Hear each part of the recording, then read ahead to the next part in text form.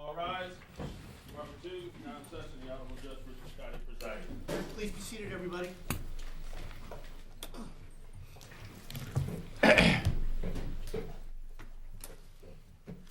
All right, so this is Veronica Hartfield versus Office of the Clark County Coroner, Las Vegas Review-Journal, the Associated Press, and Doe defendants. Case number A-18-768781. Let's have the appearances, please. Good morning, Your Honor. Anthony Scrow and David Roger appearing on behalf of plaintiff Ms. Hartfield, who's also present in court today. Very good, thank you. Good morning, Your Honor. Maggie McCletchy and Alina Schell for the Las Vegas Review-Journal and the Associated Press. All right, very good, thank you. Good morning, Laura Riepels, and I'm representing the Office of the Clark County Coroner. Very good, thank you. All right, so we have here an emergency,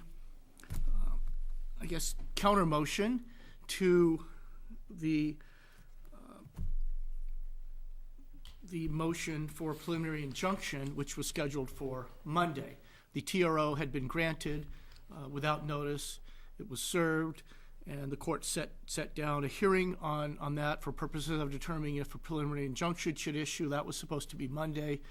Then we had the emergency counter motion for hearing today to determine whether the TRO should be quashed.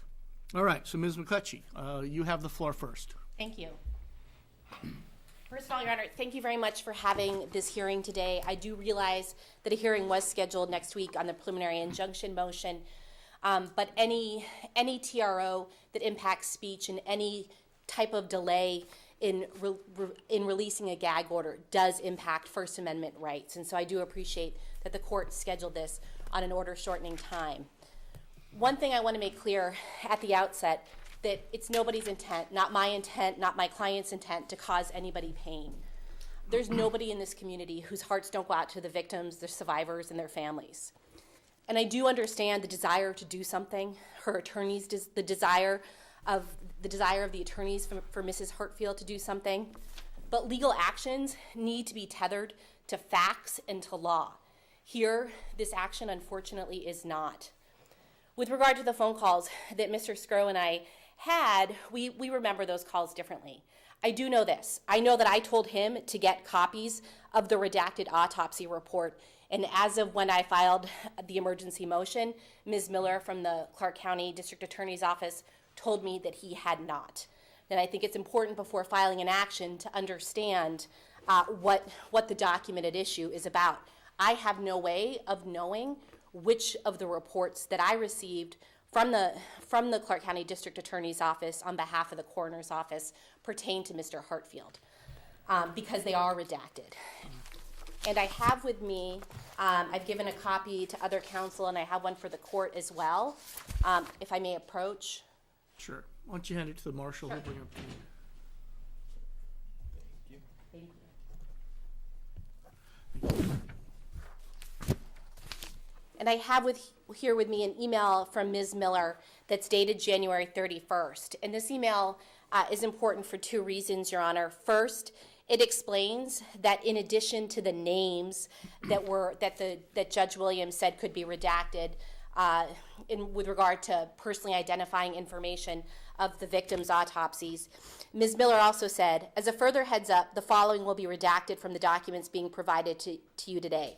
Coroner's case numbers, since the LVMPD preliminary report beginning at page 15 contains essentially a key between CCN and the names of the victim. The age of the victim, since if only one victim is a particular age or only one of a sex is a particular age, that becomes an identifier. Race for the same reason. The terms that are being admitted are white, black, Asian, Hispanic, and Caucasian. Seal numbers or toe tag numbers as they can be traced to the coroner's case numbers.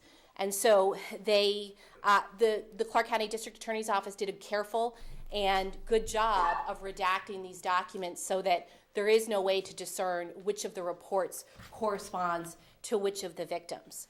This email is also important for another reason. As I told Mr. Scrow when we spoke on January 31st, I believe, not only have the Las Vegas Review-Journal and Associated Press already received these documents, but in a bone of contention between myself and the counsel for the coroner's office was the fact that they were they wanted to provide them simultaneously to all the people who had requested copies of these materials. We did get them a little bit in advance, but after we got them, it's my understanding that many other media outlets have received them. So let me interrupt you. Help me to Sure. understand the facts here for a moment. Sure. The Review Journal and AP already have which version, the unredacted or the redacted versions of these autopsy records? Sure. So we have redacted versions consistent with the redactions that are detailed in Ms. Miller's email. One more question. Sure. What's the Review Journal's position on whether it can now disseminate or publish the information contained in these records since they have them already? What's your position on that? Sure. So just to be clear about a couple of things. First of all, I represent both the Review Journal and the Associated Press, and we filed an action in front and was heard by Judge Timothy Williams. We never asked for the records except in redacted form because we were due to the extreme and unprecedented nature of this event, we didn't want them unredacted. So we always asked for them in redacted form so that personal identifying information would never be provided to us. All right, so now that you have them, what do you need me to decide? The question is now, that's really a question for plaintiffs, but not only do we have them, but many other media outlets have them. And what plaintiffs have asked, Your Honor, is that they say in their emergency motion, this court is respectfully being asked to intervene to prevent defendants from profiting by publishing the plaintiff's private, confidential, and personal information as a means of selling their product under the guise of being in the public interest. And it's plaintiff's position that even with the brief they filed, I believe either late last night or early this morning, their opposition and reply, it's their position that even in redacted form, that these autopsy reports do violate privacy. It's our view that they do not, and it's our view that because they're in the possession of not just the Review Journal and the AP, but numerous other entities or persons who have requested the information, there's no way to unring a bell and get these documents back. There is no relief that can be granted to plaintiffs. Well, I suppose I could order that the records be returned and all copies of those records be destroyed, and that to the extent AP or the Review Journal has any continuing knowledge of what's in these documents, that it be prohibited from using, disseminating, profiting, or otherwise doing anything else with those documents. I think I have the authority to do that. I think, with all due respect, I think that because of the First Amendment, this court does not have the authority to do that. Well, let's correct it. I have the jurisdiction to do it. Whether it would be, in your view, violative of the First Amendment is a separate issue.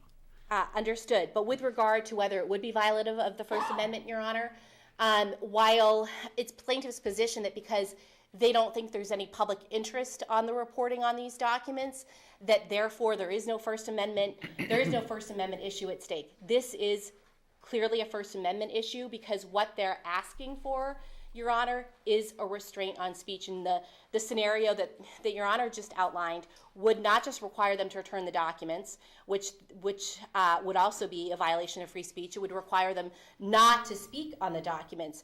And any time a court says you can't report on something, that is a prior restraint. It's presumed invalid. The hurdle is substantially higher than the TRO or the preliminary injunction standard that plaintiffs outlined in their original motion.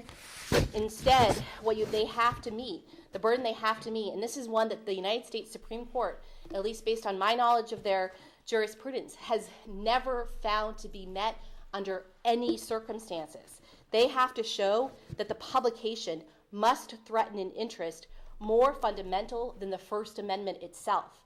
Indeed, the Supreme Court has never upheld a prior restraint, even when faced with the competing interest of national security, even when dealing with questions about rape victims' names, the names of juvenile defendants that reporters have obtained. And once reporters get information, a court has no authority to require reporters to give information back. It's not. What were the circumstances under which Review Journal and AP obtained these records?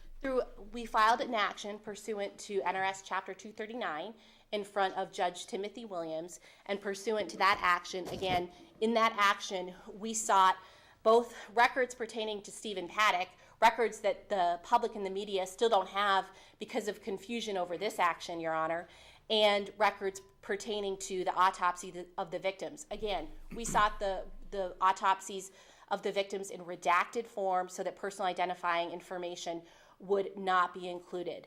How do you respond to the plaintiff's fairly persuasive argument that even with the redactions, looking at the remaining information combined with the context in which they would be disseminated would necessarily reveal the identification of Mr. Hartfield? Your Honor, plaintiff's counsel does contend that, but based on what I know, they haven't even looked at the autopsies that were produced to the media and to other outlets to be able to discern whether that was really the case. And in fact, I think that in terms of the irreparable harm that they contend would occur if this court doesn't give them the unprecedented relief that they're seeking, these reports have already been provided, again, not just to the Review-Journal and the Associated Press, but to many media outlets and to many members of the public.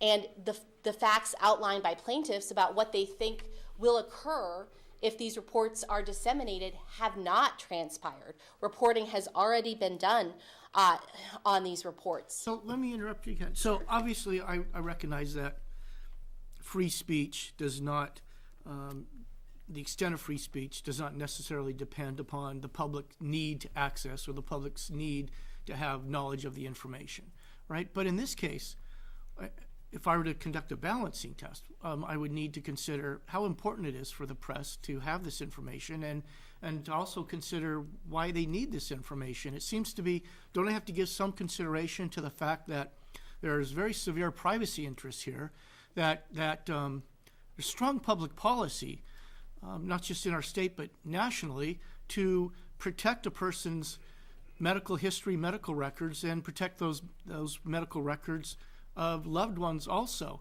So don't I need to do a balancing test here, even when applying the standards that would impose a prior restraint? And in that balancing effort, don't I also need to know how these records are going to be used by the press? So two things about that, Your Honor. The balancing test under Chapter 239, the Public Records Act, that balancing test has already been engaged in by Judge Timothy Williams. Well, with all due respect, that was a different case involving different parties. Ms. Hartfield didn't have a fair and full opportunity to be heard on that. It's my understanding that she probably didn't even appear in that action and didn't have a chance to argue anything in that action. So I don't feel that I am bound by anything that Judge Williams ruled in that other action. I understand that point, Your Honor. However, under Chapter 239, it's unclear whether, at this point, when the records have been declared public records and have been disseminated to the public, whether another court can then say, I think the other judge got it wrong, and I'm going to try to claw back those records. You just said disseminated to the public. I thought they've only been produced to AP and Review-Journal. No, I'm sorry for not making that clearer, Your Honor. We're talking about the redacted form of the autopsy records. These redacted autopsies have been produced to many other media entities. And Mr. Scrow... All right, there's a difference between press and the public. Well, I don't know if there were other members, but I don't know if there were other members of the public that made requests. All I know is that Ms. Miller informed me that there were multiple other requests for copies of these autopsies, and that shortly after she provided the redacted versions to the Review-Journal and the Associated Press, that she was going to be disseminating them through, or the Public Information Officer for Clark County was going to be disseminating them widely to all of the persons who had requested them and weren't part of the lawsuit. So that's, I think, another issue with regard to what this court can and can't do at this juncture. If this court, for example, were to say the Review-Journal and the Associated Press, they're enjoined from from talking about these autopsy reports and publishing about these autopsy reports, then there's a huge, not just a free speech issue, but a huge equal protection problem in that Mr. Scurro was aware of the fact that other media outlets had this information on January 31st. He didn't endeavor to find out who else got the information. He didn't name them all in this case. He didn't amend his action to include them at any point. And he, at this point, now we have a situation where they've been disseminated to all of these media outlets. And if you say RJ and AP, you can't report on them, then their speech rights are being limited while other media entities and members of the public aren't. I understand that argument. If you were making an equal protection argument, I think the burden would fall on you to come forward and prove to me the extent to which other media outlets have obtained these documents. And I did provide the court with an email from Ms. Miller. With regard, I do want to loop back to what... All right, go ahead. You've been okay. very good in answering my questions. No, Thank you. and please feel free to interrupt me with any further questions or if you want me to clarify anything else. But I did want to loop back to the balancing test. It is true that under Chapter 239, the Nevada Public Records Act, there is a balancing test. But that balancing test functions in a manner that the presumption is on openness. The presumption is on transparency. As the court is well aware, NRS 239.01.010 subsection 3 also specifically contemplates a case such as this, or an issue such as this, where information might contain personal information but can be produced in a manner that protects interests at hand. And it specifically requires that when producing records, that if at all possible, that the governmental entity produce them in redacted form. And that's exactly what occurred here. There's a presumption in favor of access, and and I think that the other court got it right and determined that private, and we did it right in requesting the records in redacted form. We said we don't want to have personal identifying information, and I think the fact that January 31st was when we got these records, and it's now this much time has passed. I think it's clear that the media entities are endeavoring to do reporting in the public interest. October 1 was an unprecedented, horrific event. Obviously, the victims and their families suffered the most, but this is an event that the entire public is interested in, concerned about preventing. And there are important policy questions at hand with regard to October 1st. And how does the autopsy report of Mr. Hartfield have any relationship whatsoever to how the government operates, the efficiency of government, the responsibility of government, whether it's public officials are properly conducting themselves within the public good and public trust? How are the autopsy reports related to any of that? They're related to that, and again, it's not Mr. Hartfield's report.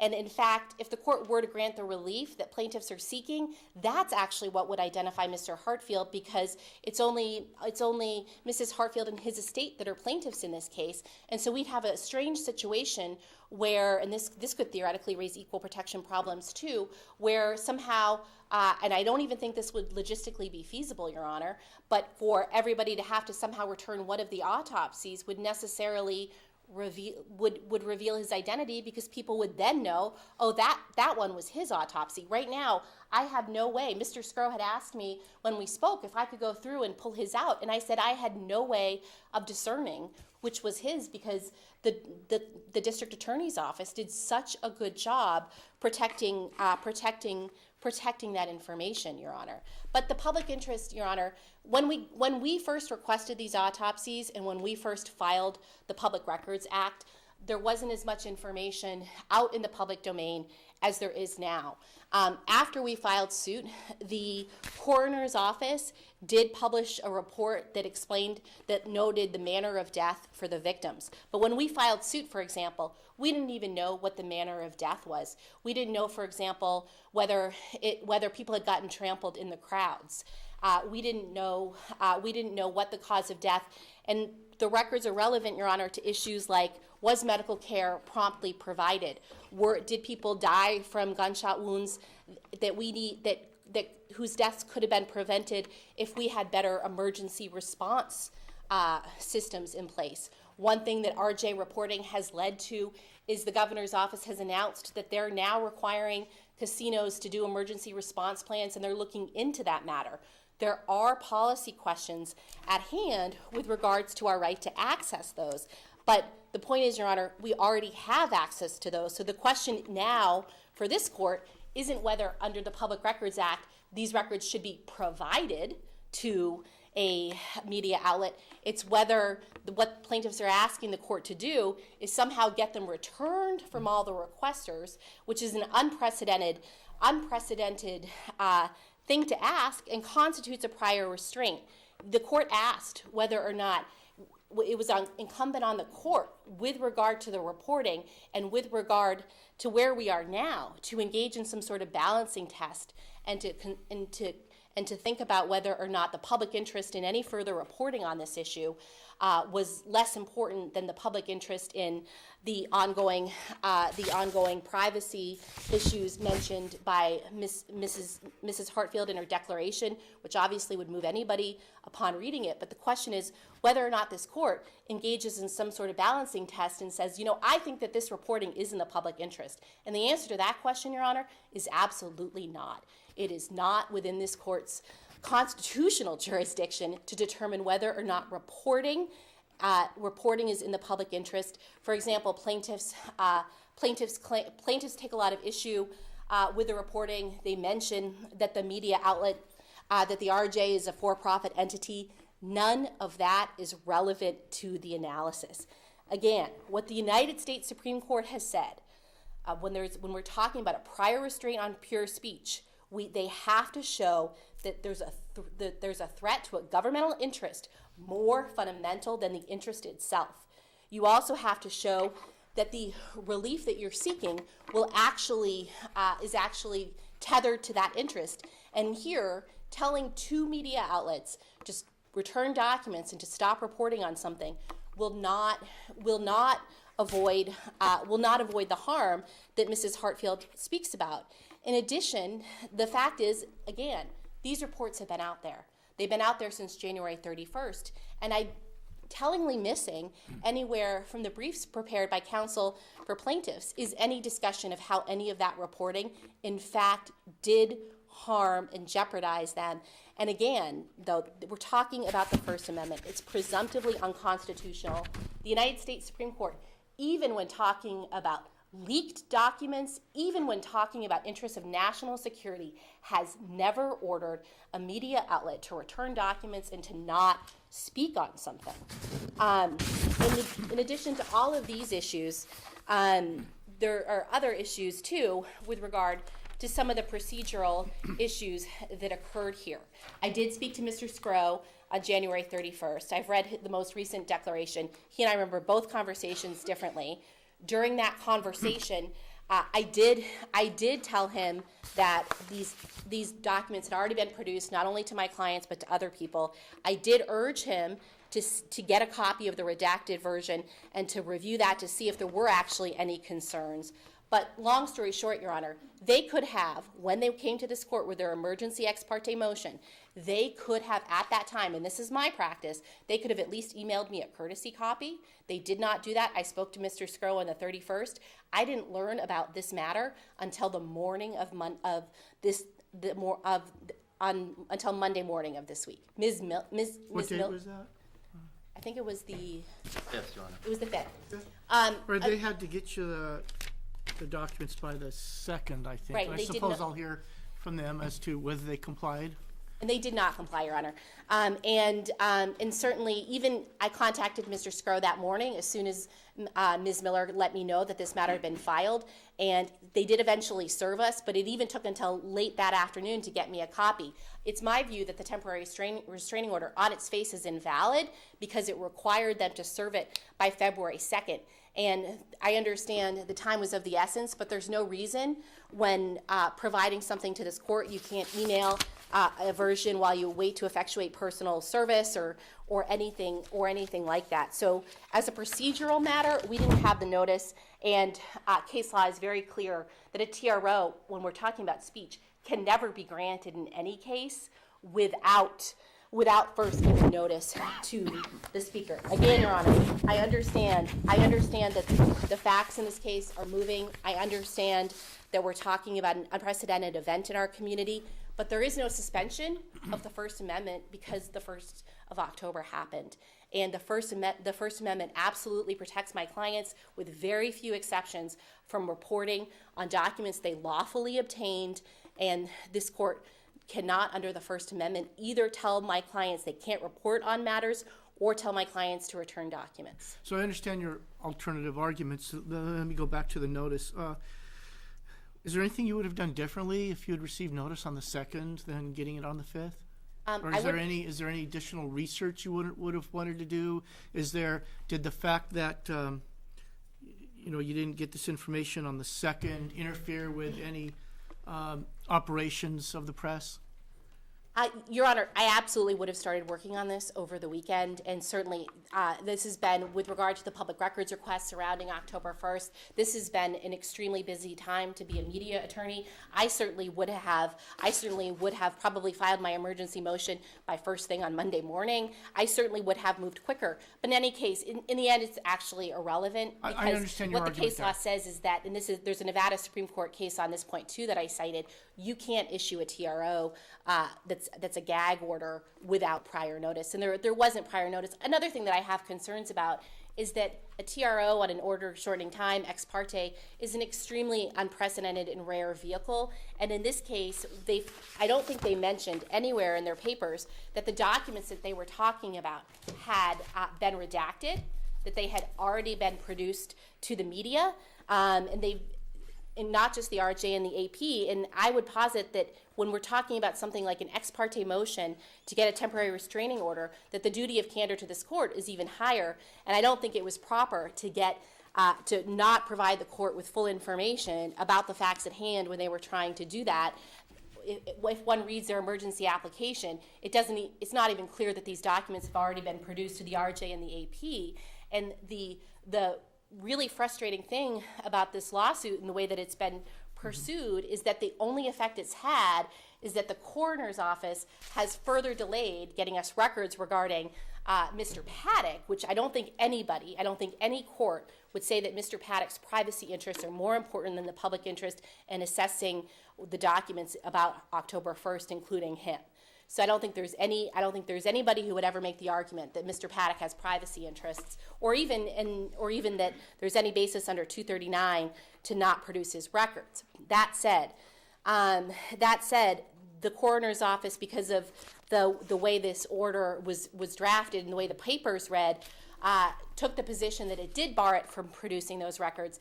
And not only do we want this TRO dissolved because it's an illegal restraint on my client's free speech rights, it needs to be resolved so my client's First Amendment rights with regard to, and NPRA rights with regard to getting those Paddock reports and reporting on them as quickly as possible is not further delayed, Your Honor. Any further questions? Give me one moment Sure. to think.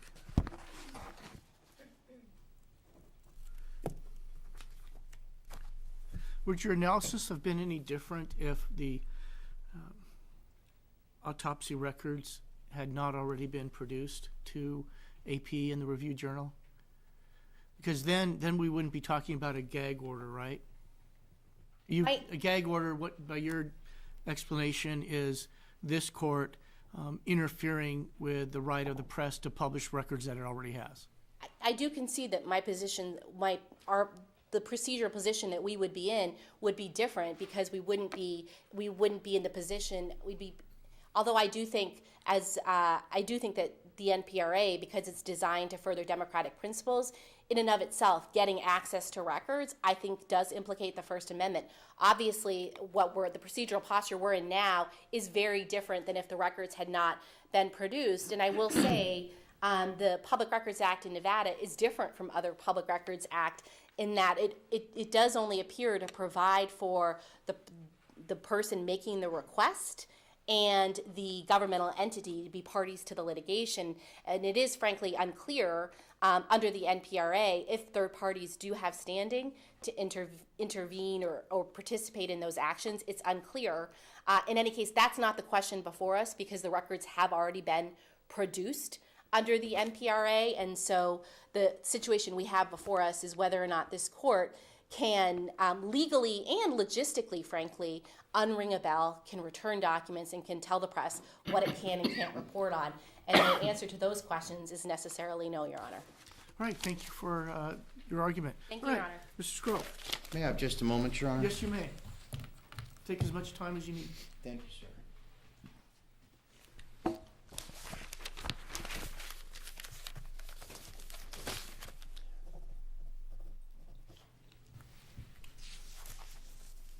Your Honor, before I begin my remarks, Yes. I wanted to alert the court as to one housekeeping matter, just for the record. It came to Mrs. Hartfield's attention yesterday afternoon that this was a public forum, right? And that people could come if they had an interest. And so just for the record, many family members of other victims of that horrible event that occurred on October 1st are here today in support of Mrs. Hartfield's petition. If the court would indulge me just to let me get their names on the record, Your Honor. That would be fine, and the court recognizes that this isn't the judge's court. The court belongs to the people. The people have right of access to observe all the proceedings, and I welcome all observers, so thank you. Thank you, sir. And I know as practitioners, we live in that world, and it was sort of struck me as a little bit unusual that not everyone knows that. So I appreciate the court indulging me. You And, may. Other than Ms. Richardson, who works with me in my office, if I could have everyone else stand, it's here for the hearing on the Hartfield matter. And if you could just please, if the court would be okay with them just stating their full names for the record. That would be fine, and just for the record, I welcome everybody coming forward and putting their identity on the records here. I just want to make it clear, I'm not going to be influenced by the number of people here, by anything that they might say, or I'm not going to be influenced by any emotion or bias or prejudice. I just want to make that clear to everybody in the record. Yes, right? sir. I'm going to judge this purely on the facts and the laws applied to those facts. Thank you, sir. Go ahead. If we could start with you, sir, in the front, and just work our way back and then do that side. Steve Brown, ROUND. Heather Hamlin. Leah Tuckman, Tuckman. Danielle Bailey. Maria Patino. Chrissy Ammer. Sasha Lawrence. Heather Sines. Aaliyah Getty. Laura Costa. Heather Betancourt. Valerie Hanst. Kimber Kresnick. Jim Dunlap, President of the Nevada Association of Public Safety Officers. Lori Dunlap. Lori Rosak. Carrie Underwood. Pamela Garrison. Ethan Miller. Kathleen Mickey. Very well. Thank you. Thank you all for being here. Okay, this side. Carrie Holcomb. Sergeant Sarah Lee Holton. Stephanie Gallegos. Gina Lucio. All right, thank you. Is that everybody? All right, you may proceed. Thank you, Your Honor. Your Honor, at the outset, a couple things bear noting.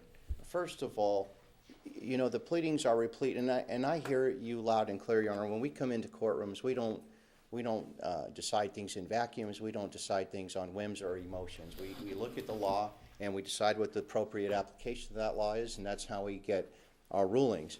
Notwithstanding that, I have heard today, and I have seen in pleadings, repeated references to, we don't intend to cause any pain. Well, that intent has failed miserably because the folks behind me, as well as my actual client, have had to go through their pain every single day. The affidavit bears that out that I submitted to the court.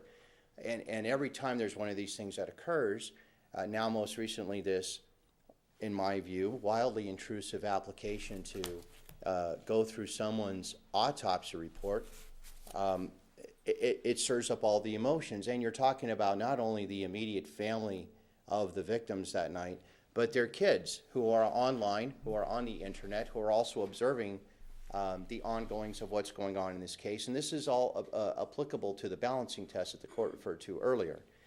And so I want to make it clear for the record that whatever effort or whatever points were intended to be scored relative to no intent to cause pain, that's failed miserably. I wanted to also point out something the court had mentioned, and I think the court's spot on in terms of these redactions. Much has been made of the redactions of, name and gender and these other things that ostensibly are to alleviate these privacy concerns, but the court hit it on the head. One of the exhibits we filed in our opposition was Exhibit 4. Exhibit 4 is literally a list of the complete full name of all the victims that died and where they were shot. And this notion, and by the way, that's online. It took me about, a minute to find it. It's online. It's available for the public. And so we know and have known for some time, almost immediately, that there was no issue of anyone being trampled on.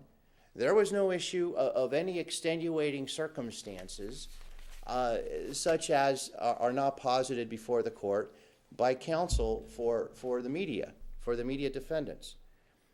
When one looks at the collective of information already that exists on the media, we learned that the redactions proffered mean absolutely nothing. Because if one were so inclined, one could, by process of elimination, look at the specific wounds that were suffered by different individuals and compare them to autopsy reports and conclude with some degree of certainty who was who, and at least put them into groups. In other words, Your Honor, some people died as a result of gunshot wounds to the chest. Some died as a result of gunshot wounds to the head. And I hate to flippantly sit here and recite these as if it's, not something that is emotional. But those are difficult but real facts. And if someone were so inclined, they could sit with that list along with other information. I only gave you one example, Judge. If you sat with that list of collective information already online and then had autopsy reports, you could put it together. Okay, I'll accept your representation on that point. As to this issue that's been raised on, the bell's been rung, there's nothing we can do. Imagine the logical conclusion to that end. All I would need to do as a practitioner is circumvent what I cannot get through the front door by getting it through the back door. And here's what I mean by that. Nobody ever told Mrs. Hartfield that these records were going to be sought. No one ever told Mrs. Hartfield even what the ruling was. You see from her affidavit, Your Honor, she learned about this from a friend of hers, a friend that was involved in this tragedy as well. Did you know? And she said, no, I didn't know. So how is it Mrs. Hartfield's fault? Or how did I, as a practitioner, do something inappropriate when we weren't involved in the first place? There's no explanation for that. There's no rhyme or reason for that. The privacy interests of individuals are far different than those of governmental entities. They, as a governmental entity, the coroner's office cannot assert that they're the spouse of the deceased. They are relegated to certain arguments for and against disclosure of certain information that they hold as a public entity, as a governmental entity.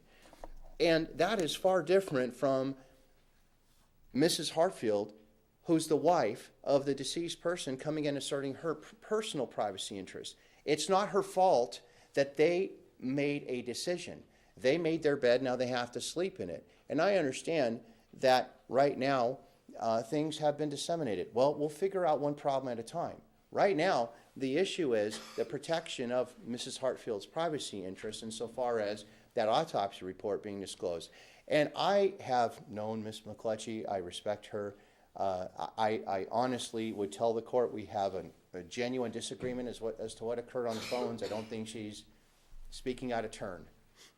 But what I will tell you, Your Honor, is that I called her as soon as Mrs. Hartfield contacted me. And I told her, look, this is what's going on. We may be doing this.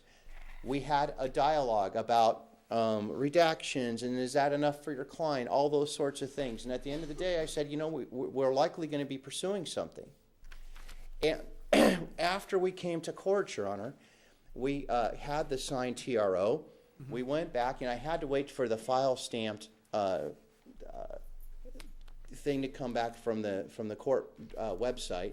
I didn't get it till late Friday night. So what we did Friday afternoon is we called her. An attorney in my office that was assisting in this matter called her, left, and spoke to her assistant, advised in a detailed fashion. Here's what happened today. The judge signed the TRO. It's this, this, and this. We described it all. Please call us back. We didn't get a call back.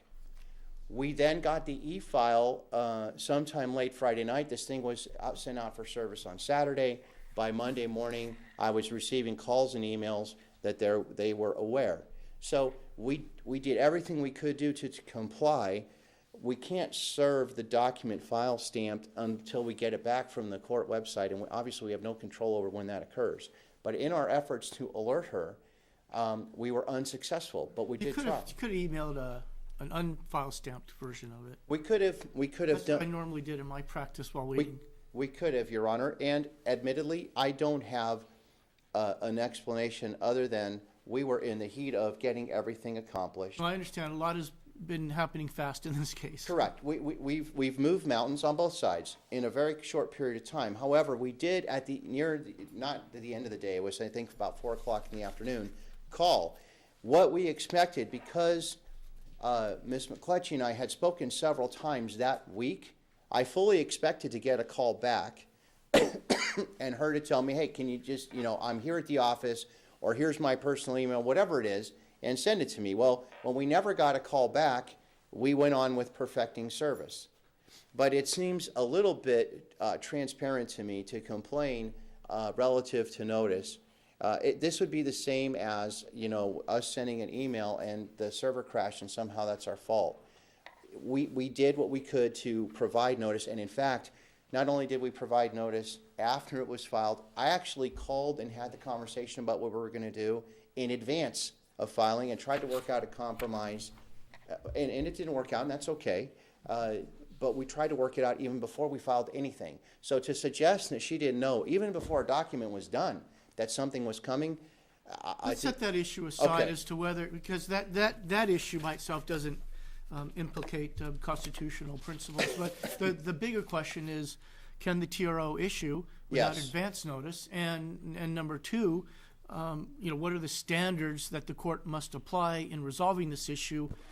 Do the prior restraint So we- standards apply here? We cited some cases in our brief, Your Honor, and one of them is Katz versus National Archives and Records Administration. Let me find that page.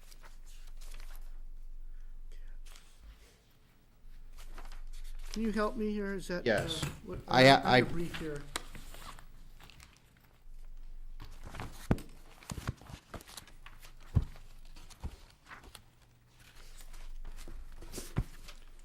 I'll locate it. I brought the, Oh, that's okay. Cases Go ahead. up I here. don't want to interrupt your argument. no, sir, it's fine.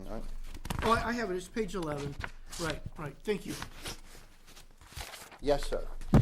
Page 11. May I proceed, Your Honor? Yes, you may. Thank you. In Katz, that was a case where the Kennedy family sought to assert its personal privacy interest in preventing photographs and x-rays taken during President Kennedy's autopsy. And it went on to discuss the privacy interests of the Kennedy family insofar as they had been traumatized by prior publication of unauthorized records, and further release of the autopsy materials will cause additional anguish. The court found that allowing access to the autopsy photographs would constitute a clearly unwarranted invasion of the Kennedy's family's privacy. Now that's one case, and so I'm a little bit unsettled in terms of this has never happened before and things like that. In fact, it has happened before, even in the context of public figures. We also cited, Your Honor, the Badwar case, Badwar versus United States Department of Air Force, where families of deceased aircraft pilots had a privacy interest in their autopsy reports, and those related to disclosure of tape-recorded voice communications aboard the Challenger space shuttle on the date of the accident killing 7 astronauts. And the court held that request was denied as an unwarranted invasion of the personal privacy of the astronauts' families. We move on to a case in Kentucky, where the Kentucky Supreme Court had a case where twin boys born connected at the sternum died shortly after birth. The parents in that case hired a photographer to take 12 pictures. The photographer took 13 and copyrighted one of them. The parents of those two twins sued the photographer, and they won. And they got their photograph back. The privacy interest outweighed that photographer's First Amendment rights, et cetera, et cetera. We go down now to the Cowles case, Cowles, Cowles Publishing Company versus State Patrol. The court in the Cowles case, which was a Washington case, held that every individual has some phases of his life and his activities and some facts about himself that he does not expose to the public eye, but keeps entirely to himself, or at most reveals only to his family or close personal friends. Sexual relations, for example, are normally entirely private matters, as are family quarrels, unpleasant or disgraceful or humiliating illnesses, most intimate personal letters, most details of a man's life in his home, some of his past history that he would rather forget. When these intimate details of his life are spread before the public gaze in a manner highly offensive to the ordinary man, there is actionable invasion of his privacy, unless the matter is one of legitimate public interest. Now, there was also a case dealing with firefighters who had been lost in a fire, which we cited, and that case also held that autopsy records regarding those deceased persons remained confidential. And so what we see here, Your Honor, is the natural consequence of decisions being made without alerting the appropriate parties so that they could stand before a court, appear, make their record, and assert their own personal privacy interests. There was some reliance in some of the briefing on a case called Swickard versus Wayne County Medical Examiner. I believe it's a Michigan case. In Swickard, the Michigan court held that a judge in that community who was a public figure, who had committed suicide, that was something that the public was entitled to know. And there has been significant reliance on the Swickard case by counsel on behalf of the media defendants in terms of this overall global notion or suggestion that autopsy records are deemed public. However, a case that has not been discussed in either court, and I heard the court loud and clear that this court doesn't feel itself bound by other decisions insofar as we were not a party, but I'm letting you know, Your Honor, one of the cases that came out shortly after Swickard was a case called Larry Baker versus City of Westland. In the Larry Baker case, they put the Swickard matter on an island, and they said, and I'll read it to you, and this was, by the way, Your Honor, a law firm, and here's what's interesting about this case, that the Swickard case was relied on by counsel. A subsequent case comes out to distinguish it, and I'll tell you what is interesting about the Baker case is that it was a law firm. This law firm wanted to get records of anyone that had been in a serious or fatal accident where they were not at fault for a period of 6 months. They wanted all those records. The governmental entity from whom those records were sought said no. The law firm then offered to redact, interestingly enough, certain information, including the names of the persons that had been involved in those car accidents. The court in Michigan, upon hearing the proffer of redactions and upon hearing about this Swickard case where this judge had committed suicide, said as to the redactions that they were not going to be appropriate because with the collective information, my words, not the court's words, but you have the addresses, you have this, you have that, you can easily ascertain the names of these individuals. So we're not going to let it happen. And here's what they said exactly. In making the argument regarding deceased persons, plaintiff relies on Swickard versus Wayne County Medical Examiner. In Swickard, the court examined the applicability of FOIA to and that's Freedom of Information Act, obviously, FOIA to a request for information concerning a deceased person. Swickard involved the death of a judge and a subsequent request for the autopsy report and toxicology test filed by the medical examiner, emphasizing the fact that, 1, no right to privacy existed that could be asserted against the plaintiff, and 2, the requested information related to a public official. The court held that the information was not of a personal nature and that no invasion of privacy was threatened. Therefore, the privacy exemption did not apply. Plaintiff contends under Swickard a deceased person has no right to privacy, and therefore any information about that person cannot be exempted. That's very much akin to what has been proffered thus far on behalf of the media defendants. However, one must continue reading the opinion. We first note that in concluding that the requested information was not of a personal nature, the Swickard court stated, the circumstances surrounding the alleged suicide of a public figure and chief judge of the 36th District Court are matters of legitimate public concern. When Swickard is read as a whole, it becomes clear that the court's decision with regard to personal nature prong of their code rested in large part on the public nature of this deceased individual involved. Swickard can therefore be distinguished from the instant case because in the instant case, plaintiff did not request information of a legitimate public concern.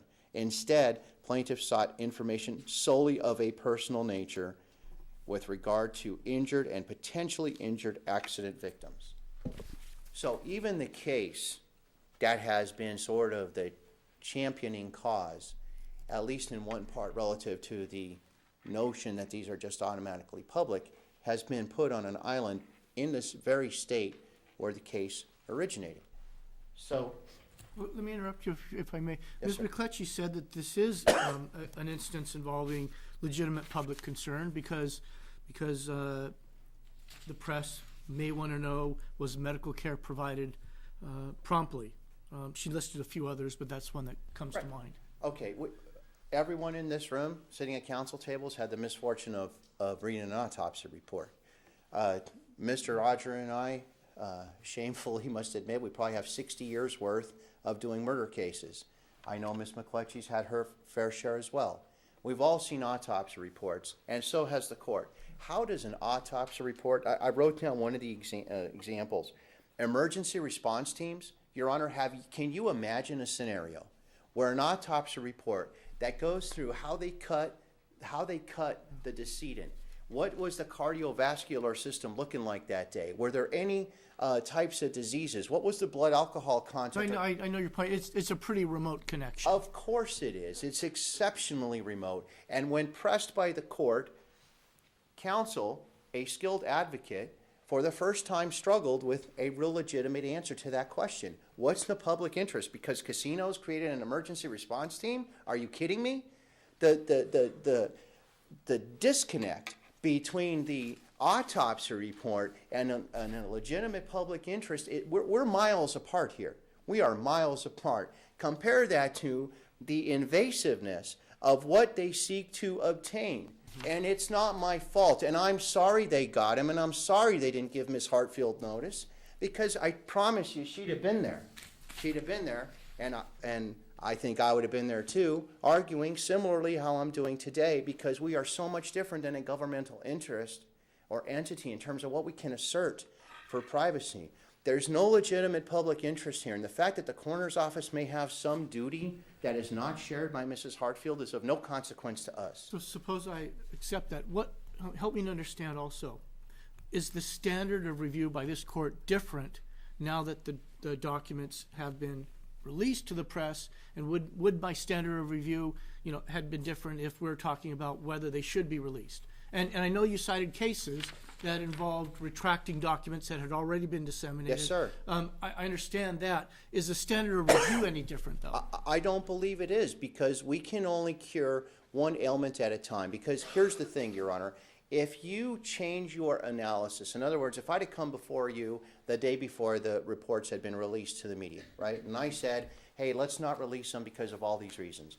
and hypothetically, you agree that my position has merit, and you block 1, 2, 10, whatever, however many plaintiffs are in front of you on that given day. They never go out, right? How then do we reward, because here's what they're talking about. Judge, we want you to reward us because we were clever enough to figure a way to get them without letting the decedent's wife in on it. We want you to reward us because we figured out a way how to get a ruling and not tell the victim's family members.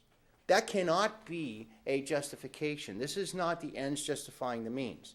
We have to start from the premise that she comes to you as a plaintiff today in this courtroom seeking relief under NRS 239.0115 and is asking the court to find that her late husband's autopsy is private. That's what we seek. Now, the rest of it, and Your Honor, we've all been around a long time. We've had cases where attorney-client privilege, gets produced in a discovery and we're ordered to destroy it, right? We have situations where documents that are privileged or have some privacy interests get disseminated and the parties are asked to destroy. Frankly, the notion the court had, return and or destroy the documents that have already been provided to you, is the remedy. That is the remedy. It's very simple. When I was struggling with Ms. McCletchie prior to filing this to seek a remedy, that was something that was alluded to, but we got into instead a different argument as to whether or not anything could be done. I understand counsel's position. Well, what are we going to do now? Well, what are we going to do now skips over the fundamental analysis as to whether or not Mrs. Hartfield has a privacy right to assert relative to her late husband's autopsy report.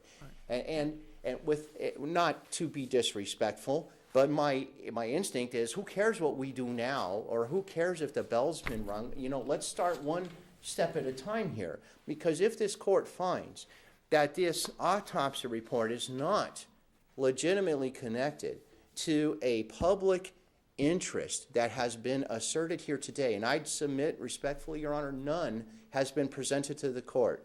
None has been presented in the pleadings that I reviewed. None has been presented today in a 30 or 45-minute oral presentation to the court. Nothing can be connected.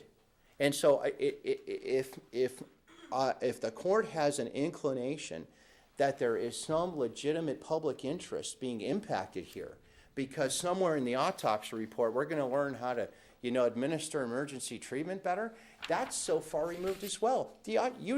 Why do you think they are fighting for this information so hard? If you're asking me and we're out, having a coffee or a beer and I'm cynical, because it's to sell newspapers, right? Why are they fighting so hard? I think there's also this general attack that the media vigorously, adamantly guards the First Amendment, and as well they should. Mrs. Hartfield's late husband was in the military. He was one of the people out there fighting for many of the rights which the newspaper now gets to take advantage of, right? So I applaud their efforts in protecting the First Amendment. Your Honor, protects you and I as well. But the First Amendment even has its limitations. We've seen in the brief, I think I cited you cases from 5 different states, where each of those states recognized a privacy interest being held by an individual family member, a next of kin. Our statute in Nevada is drafted such that the next of kin can seek the autopsy report. Our statutes in Nevada allow courts like yourself, Your Honor, to find that these reports are private and confidential. It is not an accident that relief is provided for persons in the private sector to come forward and say, I do not want my late husband, wife, parent, child's autopsy report to be disseminated. We're here today on behalf of Mrs. Hartfield, who, by the way, it's uncontested, Your Honor, that she has a privacy interest. Mm-hmm. It's uncontested that there's a balancing test. The only thing I'm hearing pounded... Well, Ms. McCletchie believes it's a different type of balancing test than you proffer. Sure, but the balancing test in existence, it certainly is something that we agree on. The fact that Mrs. Hartfield has a privacy interest is certainly something we agree on. Now you move to what public interest is served by Mr. Hartfield's autopsy report? And can one connect the dots from the autopsy report to something such as increased security at the next concert? Absolutely not.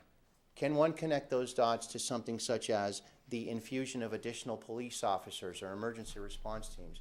Absolutely not. And ironically, Mr. Hartfield, as the court knows from the affidavit, was a police officer. He went from concert attendee to first responder as he heard the first shots. You saw in the affidavit, Mrs. Hartfield thought she was hearing fireworks. Mr. Hartfield said, put your phone down. He put his wife beneath him. He had others around him. He ordered them to get down on the ground. As he was standing, saving other people's lives by getting them on the ground, he himself got shot. And the reward for that is you get to come to my office and have to fight this fight now. Mrs. Hartfield's privacy interests far outweigh, in my humble view. It's not even close relative to this disconnected, nebulous, unjustifiable public interest. So circling back to your question, Your Honor, when one is left to consider the extraordinarily tenuous disconnect between the legitimate public interest and why they fight so hard, doesn't it mean they just want to sell a few more newspapers? And doesn't that mean that by sensationalizing this event just one more time, maybe we can get one more clip in the ratings? I don't know. I'm going to be transparent and admit that I'm a little cynical, so that's my first inclination. However, Well, and I understand if that is their motive. Free speech requires, to some extent, a healthy press, and a healthy press can only exist if they are profitable. Correct. And I'm not suggesting that they shouldn't be for profit. I'm not suggesting that I hope they make all the money that they can. I'm just suggesting that they cannot do it at the expense of an individual human being's privacy interest. And that's where the impasse must lie. Is there any way that this court could disseminate the records in a way that protects your client's privacy interests? Is there less restrictive manner in which your client could obtain relief? I'm from Italy. I come from a place that the family members I have there don't even have refrigerators. Mm-hmm. Those family members called me on October 1st to see if I was okay. And what's the point of that? There has been so much information disseminated about this event on every sort of global platform that exists. We say now, because a few months have gone by, the biggest shooting in American history. And we say it in a few words. We utter what, we're still reeling from in impact. I had a capital murder trial just a few months ago, Your Honor, where one of the jurors, when she learned that it was a murder case, sat in the jury box as a prospective juror and just started crying. And Judge Hernan says, "What's wrong?" She says, "I was at Route 91. I can't handle this." So the point of that is, in the short, abbreviated window of time that we had, we were able to show you one example, because I know you know what an autopsy report looks like. I know you've had the misfortune of having to go through them, right? So I know you know what they look like. And just what I gave you, as a seasoned practitioner, Your Honor, you would, if you were so inclined, be able to put that list in conjunction with the autopsies and start to make some conclusions. So no, I apologize for the long-winded answer, but No, that's a great answer.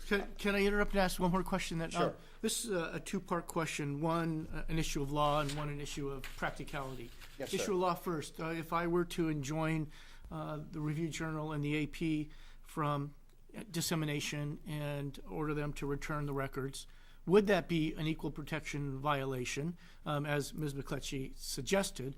Number two, if I did order them returned, isn't it true that other press has these records and they might go ahead and disseminate them anyway? There's a two-part question there. No, I understand. And I understand that there's a practical problem, but again, I go back to two things. One, Solve the problem that's before us, is what yeah, you said. right, and I don't mean to be disrespectful, but we have to walk before we can run. And this is all because of the decision-making that was made on behalf of these same media individuals. In other words, if they had elected to notify any of the victim's family members, including Mrs. Hartfield, and they'd had a full and fair opportunity, this would have never gotten to this point. I understand. Number one. Number two, if there's an equal protection argument to be made, perhaps that's a different pleading for a different day. And perhaps that's maybe an amended complaint for me to do on a different time, a different day. Remember, my first conversation with Ms. McCletchy was about a week ago, right? In 7 days, I don't know how many hundreds of pages of pleadings have been filed, phone calls engaged in. I've been on the phone with representatives from the DA's office who represent the coroner's office, reviewing transcripts, etc. For 7 days worth of time, we've done a remarkable amount of work to prepare for today's proceeding. I don't know that it would have been practical to try to roll up every single media defendant, because I have heard, Your Honor, what you heard today. Many other media outlets have these records. I don't even know who those people are. I heard from Ms. McCletchy the same thing when we spoke earlier. Many others have them. Well, I suppose what we do is we start with a record from the coroner's office or from counsel for the coroner's office to receive information of to whom everyone has been, to whom has this information been disseminated. Then we get those people and we say, who have you given it to? At some point, we're going to run into the end of that journey. And at that end of that journey, we're going to ask that all those documents be returned and that a new batch of documents be prepared consistent with this court's order. And again, this is a little bit larger scale, but this is no different, and this has happened before, Your Honor. I've been involved in 10, 12, 14 defendant cases and civil cases where one of the civil lawyers inadvertently produces discovery. Paralegals, clerks, clients, etc. The mass dissemination that occurs isn't at this level, of course, but courts successfully cause those privileged materials to be clawed back and or destroyed. And then you see the big email thread with maybe 100 people on it. Yes, I've destroyed it. Yes, I've destroyed it. The court gets alerted, problem solved, and therein the privilege issue is resolved and maintained. And I'm not saying this is going to be quite as easy, but I don't know if we're talking about many media being 4 others or 400 others. But again, at the end of the day, we have to start somewhere. And the place we need to take our first step is today. And the first step today is for the court to find that there's a privacy interest. And I would respectfully ask the court to leave it to the parties to sort out how we pursue this remedy relative to others that may well need to be potential defendants in this case, only insofar as the clawback provision would be relevant. But I think it's a mistake to jump over the analysis of whether or not this is a privacy interest. I think we have to put ourselves in the place of this is where we're at for the first day today, and nothing has occurred. The delivery or dissemination of additional information, to me, Your Honor, is a smokescreen. It's a red herring, or any of those other great adjectives from law school that we were told. The red herring in this case is, well, you can't unring the bell. Well, you know what? Yes, we can. Yes, we can. And it's not going to be easy, but I'm a willing participant in that process. So I would ask the court to analyze this matter from the standpoint of having it before you today for the first time without consideration for what I consider to be the red herring in the case, which is, well, what do we do if I order this? Well, let's figure that out one by one. There's very capable counsel here to my left. I'm sure it'll all get sorted out sooner rather than later, given the expeditiousness with which we're here today before you, Your Honor. Thank you very much. Thank you, Your Honor. So the coroner's office provided a brief on this also. Do you wish to be heard? Yes, Your Honor. All right, Just go ahead. Good morning, Your Honor. Laura Rehfeldt, representing the Clark County Coroner's Office. With respect to all autopsy reports, the coroner has asserted positions of non-disclosure based on law and policy. And these, our arguments are based on AB 57, which was a 2017 amendment to some statutes, particularly 259.045, which we have asserted demonstrates that the intent of the legislature was for the report to only be disseminated to the family. We've cited statutes in many other jurisdictions that mirror the practice of the coroner. We've referred to an AG opinion that was a predecessor to Donray versus Bradshaw, and that concluded that the reports were not for public dissemination, and it went through the balancing test of privacy interest versus public access. We've analyzed and argued the balancing test that the privacy interest in these reports outweigh public access. Our position is fully briefed in our case before Department 16. We've taken this position as a matter of responsibility in 2 cases now. The first case involves autopsy reports on child deaths. And the other one, of course, is this case, the October death, which was in front of Judge Williams. The one case involving the child death autopsy reports is currently on appeal. And with respect to the 1 October case, as you are aware, we're in the process of complying with the court order.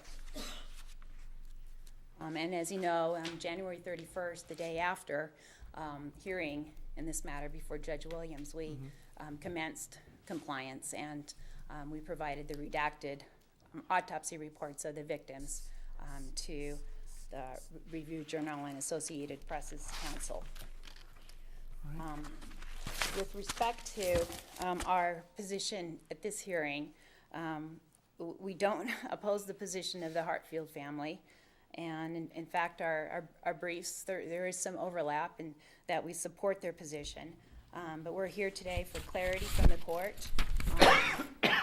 We're here to cooperate, and we're here to comply with the appropriate court orders. So in moving forward, we were ordered to release the paddock reports upon completion.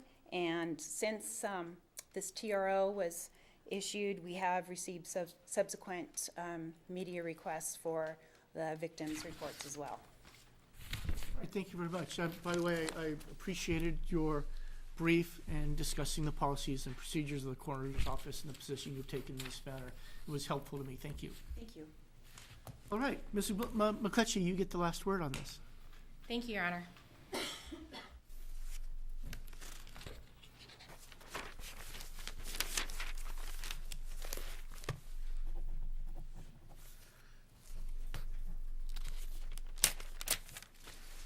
Your Honor, at least in my practice, the hardest thing to ever tell a client is that not every ill, not every wrong that a client has suffered, not every pain that a client is suffering has a remedy under the law. I think I'm not going to belabor the back and forth between myself and Tony Scrow, but I will say that it's telling that he told the court that as soon as he got the call from Mrs. Hartfield, he decided to do something. He had already decided to do something. And the problem with that is that he didn't check the facts or the law. The arguments that he's making today are not arguments based on law. There are two types of arguments that he's making. One are arguments based on emotion. The other arguments he is making are arguments all based on the fact that he doesn't like the way the NPRA is written and that he wants to write the First Amendment out of the Constitution. He says to this court, he says the first step of the analysis, forget all that complicated prior restraint, forget the fact that it's hard for this court to go to the media outlets and get these records back. Those are all red herrings. The First Amendment, Your Honor, is not a red herring. The NPRA says what it does. It provides the relief that it does. It doesn't have a privacy exemption in it. It does not have it does allow for the court to consider those interests, and as Ms. Rehfeldt pointed out, she did point out those privacy interests, and again, we also asked that the documents be redacted to address those. We can't now say let's just decide that she has these rights and let's just worry about the details later. The devil is in the details, as the expression goes. And the First Amendment, what they're asking isn't just for this court to declare that she's got a privacy interest in any version of these autopsy records.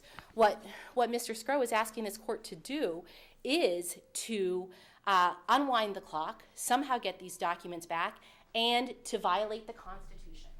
What the case law, and Mr. Scrow, in arguing that the newspaper doesn't have a right to these records, in arguing that, and going on about whether or not the newspaper's reporting about October 1 in general was hurtful, skips over entirely the idea that the First Amendment applies, because he knows that if we have to go through the prior restraint analysis, it's fatal to his case. Prior restraints on speech and publication are the most serious and the least tolerable infringement on First Amendment rights. A criminal penalty or a judgment in defamation case is subject to the whole panoply of protections afforded by deferring the impact of the judgment until all avenues of appellate review have been exhausted, for example. They talk about the fact that a prior restraint, by definition, has immediate and irreversible sanction.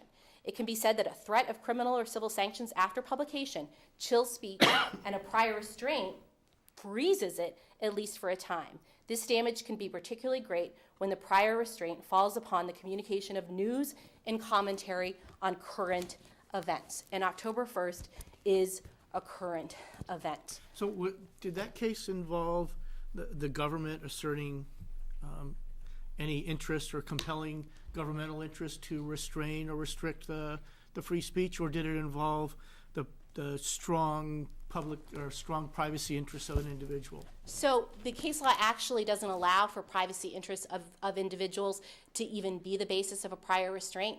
It has to be a compelling governmental interest. Certainly there are statutes that provide for privacy. For example, I mentioned earlier the case in which a juvenile defendant's name was released, a rape victim's name that was protected by statute was released, and even in those cases where it clearly statutorily provides for anonymity, that even in those cases, what the courts have said is that even in those cases, a prior restraint and punishing publication of lawfully obtained truthful information, which is exactly what we have here, is not permitted, Your Honor. I'd also like to point out that the cases that Mr. Scrow cites, there is not a wealth of case law from other jurisdictions saying that autopsy reports are private information. For example, we cited cases, and these are on pages 10 and 11 of our briefs. We cited cases from California, Louisiana, Arizona, the District of Columbia, Colorado, Pennsylvania, New Jersey, and Wisconsin. And those cases all stand for the proposition that autopsy reports, even in unredacted form, Your Honor, are public records. And so this idea that there's just one case out there that we cited that stands for the proposition that autopsy records are publicly available is just not the case. I'd also like to point out that some of the cases that Mr. Scrow relies on, in contrast, can be distinguished. And they can be distinguished for an important reason. While he says that the case concerning the private photographer that took pictures had to return photographs, it sounds like I haven't read that case in detail, but it sounds like that case, this was just filed late last night, but that case did not involve media reporting. And certainly none of the other cases cited by the plaintiffs stand for the proposition that based on a privacy interest, you can get a privacy restraint you can get a prior restraint issued against the media. In fact, a lot of the cases that they cite don't even stand for the idea that an autopsy report is protectable. For example, the Reed case, they were photos in connection with the autopsy, not the autopsy. And again, in the Kennedy case, we're not dealing with whether or not autopsy reports regarding many victims can be produced in anonymized form. They were dealing with whether the x-rays and the photos of JFK could be released. And the NASA case that they cite dealt with tape communications and whether or not, similar to some of the records at issue in some of the other litigation concerning public records, whether or not the victim's side of 911 calls could be redacted. And again, the records weren't withheld in their entirety. They were redacted. Not a single case that they cite stands for the proposition that the First Amendment allows what they're asking for. The First Amendment prior restraint standard necessarily applies. They want you to skip that analysis and say, because the facts are so compelling in this case, and because the victim suffered so much, just like their plaintiff's counsel, this court has to do something. But this court is tethered by the law. And the law is that they can't get a prior restraint on the facts of this case. Well, so what about, let's go back to the Katz case. I mean, that case seems to be pretty clear that the court does have the authority to restrict the media's reporting and to restrict the media's access to these records, provided that the court makes some finding that these documents implicate a clear privacy interest and that these documents would cause additional anguish. I think that's what the Katz case stood for. The Katz case my understanding is what the Katz case stood for was not whether or not after they had been public, after records had been produced, and after information could be published, whether or not at that stage, whether or not then the court could say, no, you can't engage in any more That's similar reporting. to what we have here. I mean, the fact that you didn't disseminate anything yet I don't think that disallows this court's reliance on the Katz case. Your Honor, information has been disseminated. Right. Reporting has been. Regardless of whether it has or it hasn't, Katz says you can stop it. I don't have the Katz case in front of me, but I do not. Well, the counsel in his brief went through it.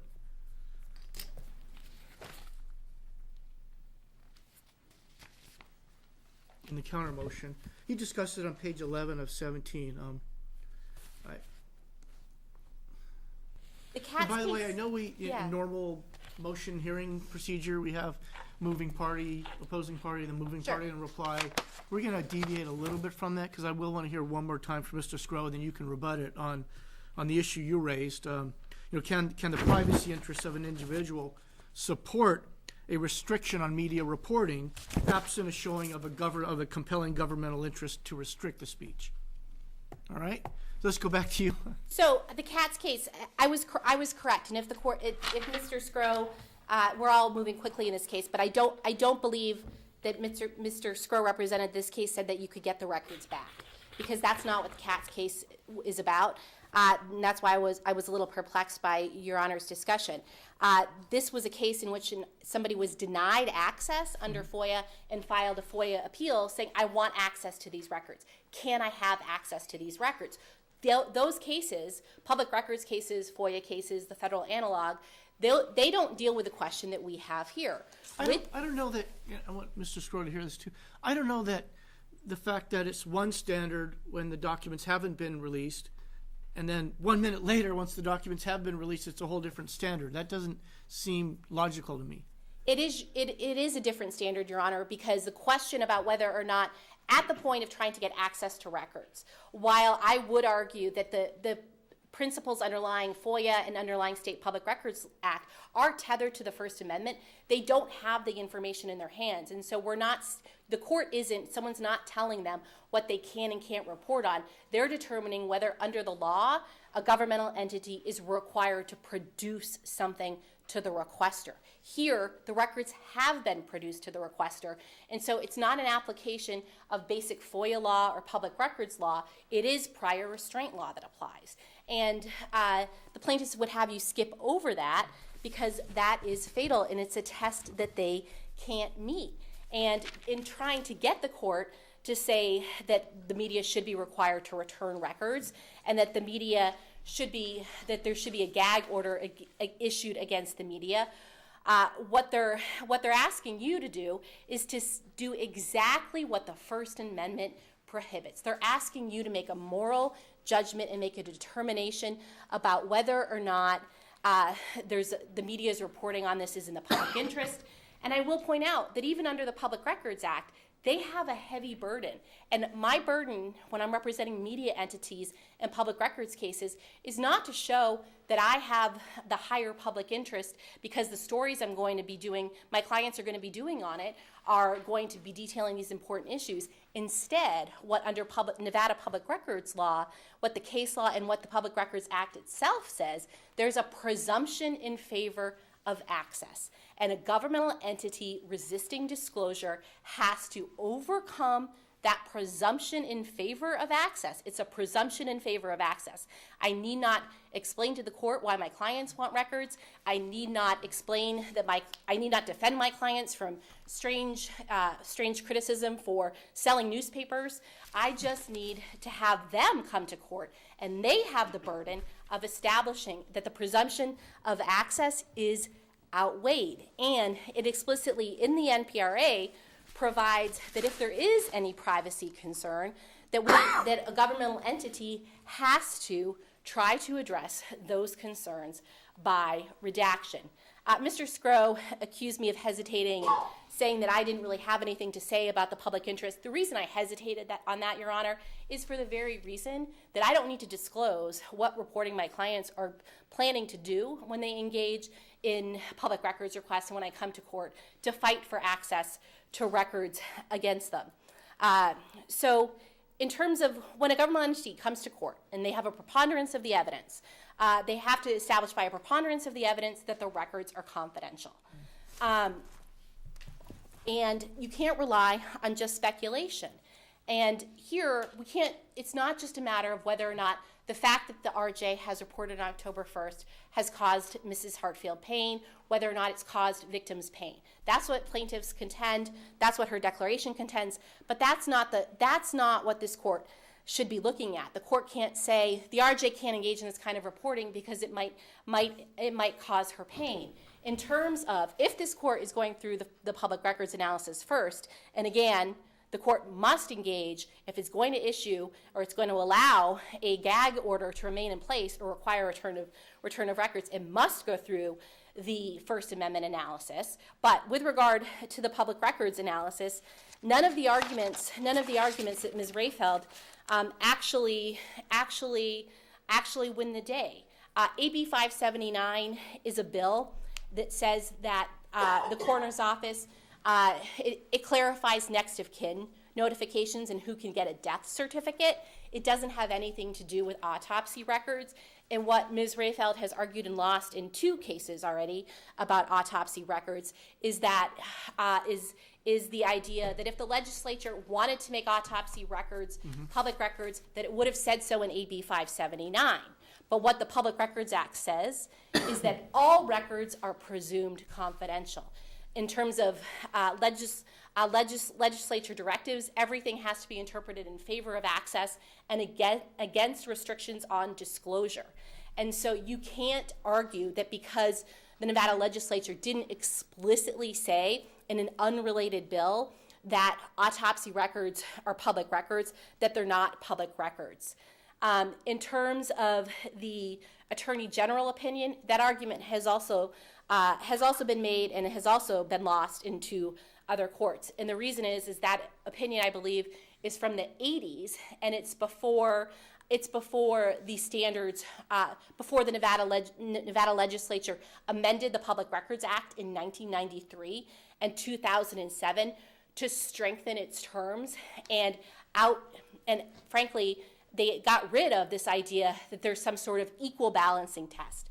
And that's what plaintiffs have contended here today, that you kind of look at the interests on the one side and the interests on the other, and you decide, which side pulls at the heartstrings more, which side interests the court more, which side seems to be in the public interest more. So you're not denying that under certain circumstances or appropriate circumstances, a gag order is appropriate? I am. Where are you? I am actually, because I agree with. Doesn't that go against one of you cited this, the Johansson versus District Court case, 2008? Let me just read it. It says that we conclude that the district court abused its discretion when it issued an overly broad gag order sua sponte, without giving notice or meaningful opportunity to be heard. I think we've overcome that hurdle initially because you're having an opportunity to be heard now. We're talking about whether the restriction exists going forward. But it says without making any factual findings with respect to the need for such an order in light of any clear and present danger or threat of serious and imminent harm to a protected interest, and without examining the existence of any alternative means by which to accomplish this purpose. Isn't the Nevada Supreme Court saying here that number one, a gag order is appropriate in certain circumstances, and in number two, that in determining whether to enforce such a gag order, that a balancing test of some sort is required. So we're skipping a little bit around from the Public Records Act to the, Oh, yeah, to I'm the skipping constitutional over principles, because but I think the law is clear that with respect to the Public Records Act, if there's a contention that certain records are confidential or highly sensitive, the court must engage in a balancing test. That's why I'm going Sure. back to the gag order, because you were suggesting that you couldn't foresee any circumstances where a gag order, a prior restraint, would be consistent with the First Amendment. well, the United States Supreme Court has decided has looked at a number of gag orders against the media and has never found a gag order or a prior restraint to be constitutional. All right, but, so is there? but a I'm t- guided by the Nevada Supreme Court, right? You're also, the First Amendment also applies to this court, and both First Amendment and Nevada, in interpreting its First Amendment, also looks to the United States First Amendment. We have full state and federally protected free speech You're right. speech You're right. rights at Understood. issue. But in terms of that case too, there is a standard that they discuss in that case, the clear and present danger. There are standards that the United States Supreme Court talks about with regard also to prior restraints and gag orders against the media. My point isn't that courts haven't articulated a standard that somebody could argue something meets, and a proposed gag order meets the standard. But my point is just that it's hard for me to when the United States Supreme Court has found that even national security interests haven't satisfied the test. It's hard for me to imagine a set of facts that would allow for a proper gag order. I'd also point out that Johansson case, it is not a case that deals with the question that we have here. Mm-hmm. I was citing it in my emergency brief with regard to some of the procedural issues, Right. And it dealt only I with looked at litigants. it for all purposes. Sure, of course. But thank you but for I'm citing it. pointing out though that case, a clear and present danger is an extremely high That's burden. not the only prong. Right. There's a separate prong, which is serious and imminent harm to a protected interest. And you have to also show that there's a serious and imminent harm, to a protected interest. You also have to show, you can't just, let's not worry about the logistics, as Mr. Scrow said. Let's just make sure we declare that she's got these rights, and we'll get there later. We'll figure it out. And, he complimented me in the process, which I appreciate. But the logistics do matter, because the logistics are a prior restraint. The logistics are a gag order. I'd also point out to the court that, again, these records were released on January 31st. And while they may not like the reporting, plaintiffs can't point to any imminent harm. They can't point to any clear and present danger, and the kinds of things that the court has talked. Don't you think that the anguish that some of these people are suffering is at least a serious and imminent harm? If this information was to come out, can't you envision how difficult and hard and anguishing and emotionally just devastating this information could be to these people? I do understand that the information could be devastating, and I understand too that they've said that the information out there has already been devastating. But there is not an exception, and again, this. You've seen autopsy reports, right? But- and read. Yes, I have, Your Honor, and I don't think Mr. Scrow, that's another issue in this case. Mr. Scrow hasn't even pointed to the actual autopsy reports that were produced in this case. He's only said, based on the fact that he thinks that autopsy reports can cause pain, he hasn't actually pointed to why these particular autopsy reports, as we have them, and Mr. Scrow came up with a fancy way to try to discern the information. Nobody has tried to do that. And with regard to the anguish that the court has talked about, there's nothing in the First Amendment that says a lot of things that people report on. And I don't mean to seem heartless, Your Honor, but there are a lot of things that people report on that do cause people anguish. And I understand that, and I'm sympathetic to that. I wasn't saying that to suggest that the court is thinking about passion and prejudice, or the emotion is not going to cause me to rule one way or another. I was suggesting that the anguish that is being suffered here supports the view that there is a privacy interest, a protected interest of a very serious nature, that the court has to consider in determining whether to issue a gag order. All right? I don't think that anguish constitutes. With all due respect to the Protected court, interest. I don't think the anguish constitutes the kind of interest that might meet the standard for the clear and present danger. I mentioned a rape case where a rape victim who was protected by statute. Here, there is no statutory protection at issue in Nevada for autopsy reports. In fact, autopsy reports, in my view, are public records in Nevada. But even in that case, where we were talking about a rape victim's name, so not any redacted information, but really her name, even in that case, a court said, no, that there can be no gag order. And I understand that this information and these arguments can be hurtful arguments to people who don't want information reported, but the First Amendment is the First Amendment, and there is no suspension of the First Amendment because a horrific incident applies. And again, I think part of the problem is, where would you draw the line, Your Honor? And if a mother loses a child and that's a horrific incident, do we say, RJ, you can't report on that story because it just dredges up too much pain for that mother?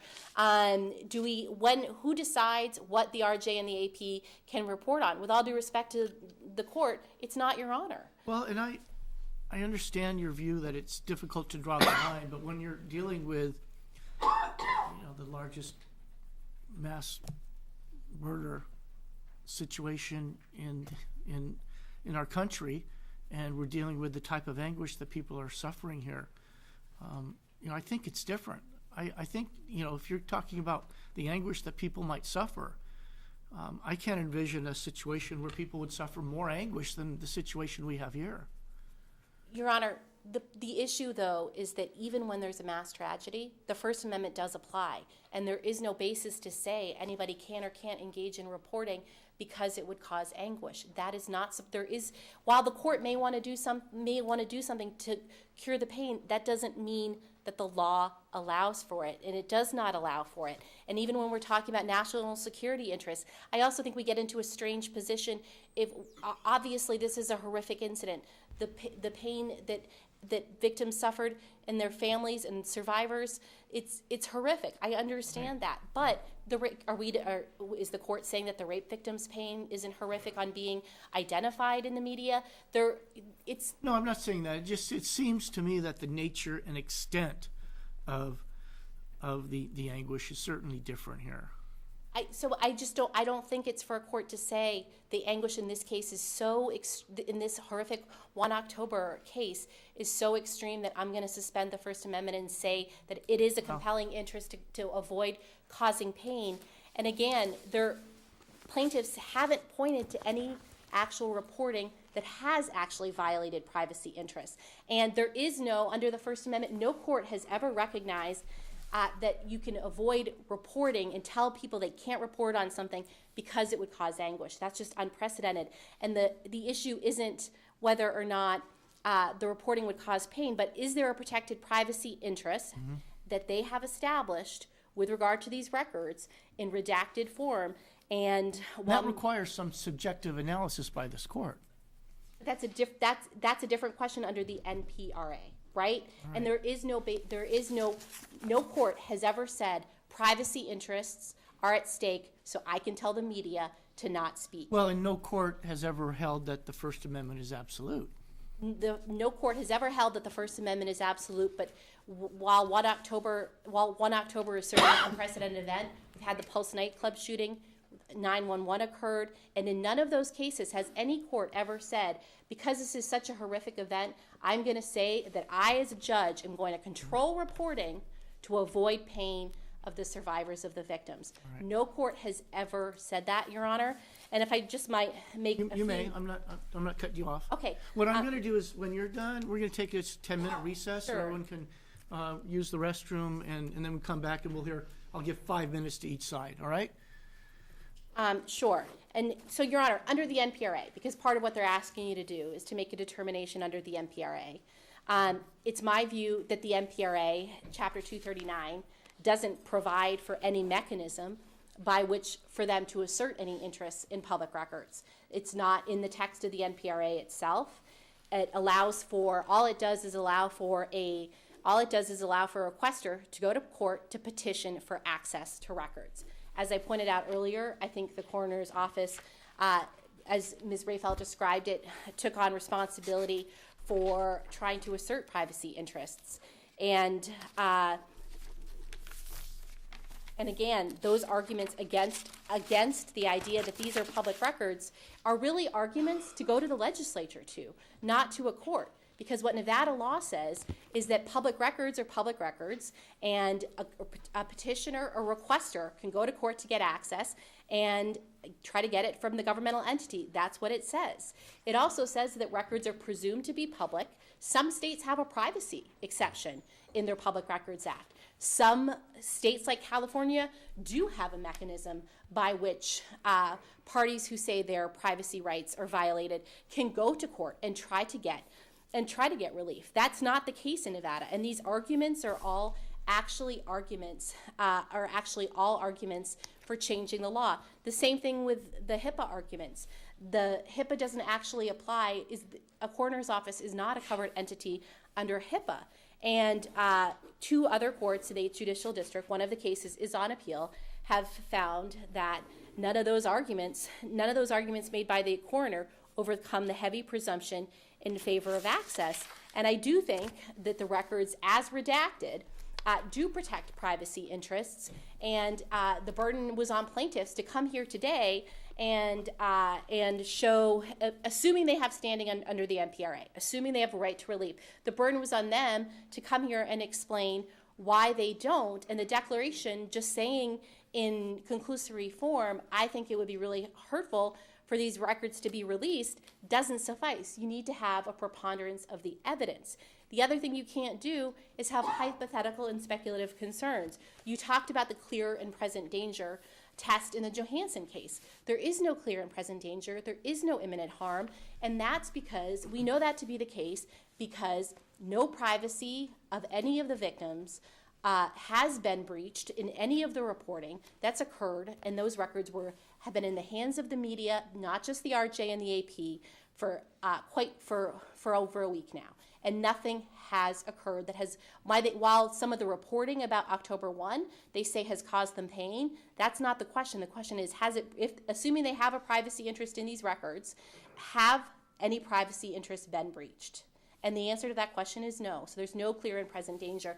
And it is one of those cases in which it's hard to tell a plaintiff that not every ill and not every wrong and not every pain has a remedy in the court of law.